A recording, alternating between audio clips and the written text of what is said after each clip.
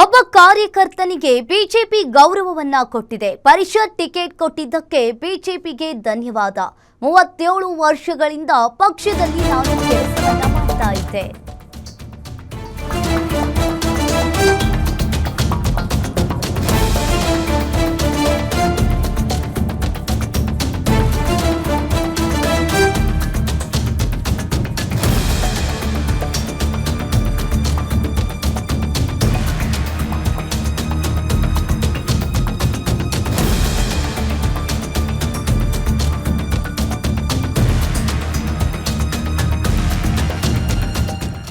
ಇನ್ನು ಒಬ್ಬ ಕಾರ್ಯಕರ್ತನಿಗೆ ಬಿಜೆಪಿ ಗೌರವವನ್ನ ಕೊಟ್ಟಿದೆ.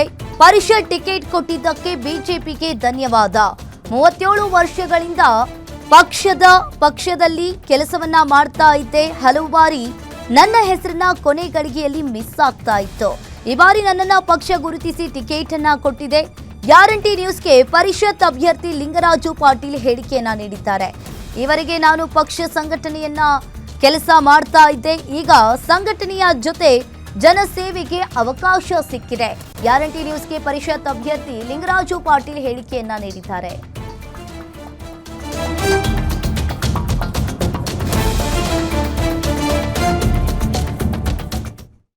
ಪರಿಷತ್ ಅಭ್ಯರ್ಥಿಯಾಗಿ ಆಯ್ಕೆಯಾಗಿರುವಂತಹ ಲಿಂಗರಾಜ್ ಪಾಟೀಲ್ ಅವರು ನಮ್ಮ ಜೊತೆ ಬನ್ನಿ ಮಾತಾಡ್ಸೋಣ. ಸರ್ ನಮಸ್ತೆ. ಇವತ್ತು ಪರಿಷತ್ಗೆ ಆಯ್ಕೆ ಆಗಿರುವಂಥದ್ದು, ನೀವು ಏನು ಹೇಳ್ತೀರಿ? ಇದು ಒಬ್ಬ ಕಾರ್ಯಕರ್ತನಿಗೆ ಪಕ್ಷ ಗೌರವಿಸಿದ್ದು ಸಂತೋಷ ತಂದಿದೆ. ಕಳೆದ 37 ವರ್ಷಗಳಿಂದ ಪಕ್ಷದಲ್ಲಿ ಕೆಲಸ ಮಾಡ್ತಾಯಿದ್ದೆ. ಹಲವಾರು ಬಾರಿ ನನ್ನ ಹೆಸರು ಕೊನೆಗಳಿಗೆಯಲ್ಲಿ ಮಿಸ್ ಆಗಿತ್ತು. ಬಟ್ ಇವತ್ತು ಆ ಒಂದು ಸಂತಸದ ಸಂದರ್ಭ ಬಂದಿದೆ. ಪಕ್ಷ ನಮ್ಮನ್ನು ಗುರುತಿಸಿದೆ.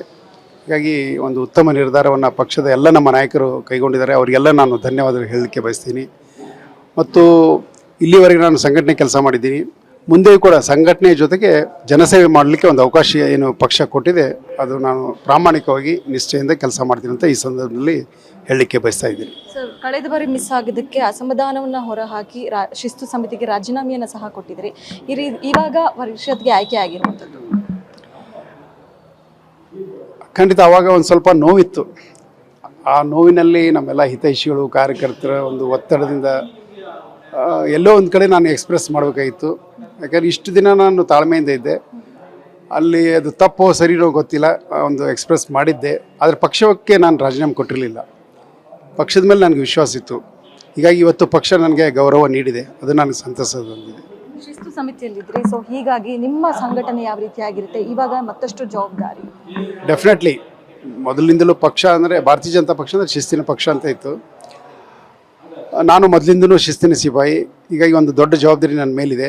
ಬರುವಂಥ ದಿನಗಳು ಭಾಳಷ್ಟು ಸವಾಲದ್ದಾಗಿದೆ. ಯಾಕಂದರೆ ಕಾಂಗ್ರೆಸ್ ಸರ್ಕಾರ ಇಲ್ಲಿ ಇರೋದರಿಂದ ನಮ್ಮೆಲ್ಲ ಕಾರ್ಯಕರ್ತರನ್ನ ಇನ್ನಷ್ಟು ಅವ್ರಿಗೆ ಶಕ್ತಿ ತುಂಬಿ ಪಕ್ಷದ ಸಂಘಟನೆ ಜೊತೆಗೆ ಅವ್ರನ್ನೆಲ್ಲರನ್ನ ಜೋಡಿಸ್ಕೊಂಡು ಬರುವಂಥ ದಿನಗಳಲ್ಲಿ ಪಕ್ಷದ ಚುಕ್ಕಾಣಿಯನ್ನು ಮತ್ತೆ ಈ ರಾಜ್ಯದಲ್ಲಿ ಭಾರತೀಯ ಜನತಾ ಪಕ್ಷ ಅಧಿಕಾರಕ್ಕೆ ಬರಬೇಕು. ಆ ನಿಟ್ಟಿನಲ್ಲಿ ನಾವೆಲ್ಲರೂ ಕೂಡಿ ಕೆಲಸ ಮಾಡ್ತೀವಿ ಅಂತ ಒಂದು ವಿಶ್ವಾಸ ಇದೆ ನನಗಿದೆ. ಈ ಬಾರಿ ಬಿಜೆಪಿ ಅಳೆದು ತೂಗಿ ಅಭ್ಯರ್ಥಿಗಳನ್ನು ಆಯ್ಕೆ ಮಾಡಿರುವಂಥದ್ದು, ಜಾತಿ ಸಮೀಕರಣ ಮಾಡಿ, ಏನು ಹೇಳ್ತೀರಿ ಇದ್ರ ಬಗ್ಗೆ? ಅದು ಒಂದು ಪಕ್ಷ ಅಂದಮೇಲೆ ಸಾಮಾಜಿಕ ನ್ಯಾಯವನ್ನು ನೋಡಬೇಕಾಗ್ತದೆ. ಹೀಗಾಗಿ ಪಕ್ಷ ಎಲ್ಲವನ್ನು ಅಳೆದು ತೂಗಿ ಈ ಒಂದು ಒಳ್ಳೆಯ ನಿರ್ಧಾರವನ್ನು ತೆಗೆದುಕೊಂಡಿದೆ. ಏನು 3 ಅಭ್ಯರ್ಥಿಗಳನ್ನ ಘೋಷಣೆ ಮಾಡಿದ್ದಾರೆ. ಎಲ್ಲರೂ ನಮ್ಮ ಪಕ್ಷದ ಕಾರ್ಯಕರ್ತರು, ಪಕ್ಷದಲ್ಲಿ ಸಾಕಷ್ಟು ಕೆಲಸ ಮಾಡಿದಂಥವ್ರು ಇದ್ದಾರೆ. ಹೀಗಾಗಿ ಆ ಸಾಮಾಜಿಕ ನ್ಯಾಯದ ಹಿನ್ನೆಲೆಯಲ್ಲಿ ಇವತ್ತು ಪಕ್ಷ ತೀರ್ಮಾನವನ್ನು ಕೈಗೊಂಡಿದೆ. ಅದಕ್ಕೆ ನಾವೆಲ್ಲರೂ ಸ್ವಾಗತವನ್ನು ಮಾಡ್ತೀವಿ. Thank you. ಧನ್ಯವಾದ. ಇದಿಷ್ಟು ಪರಿಷತ್ ಅಭ್ಯರ್ಥಿಯಾದಂತಹ ಲಿಂಗರಾಜ್ ಪಾಟೀಲ್ ಅವರ ಮಾತು. ಕ್ಯಾಮ್ರಾ ಪರ್ಸನ್ ವಿನಯ್ ಜೊತೆ ಕವನ ಶಿವಣ್ಣ, ಗ್ಯಾರಂಟಿ ನ್ಯೂಸ್, ಬೆಂಗಳೂರು.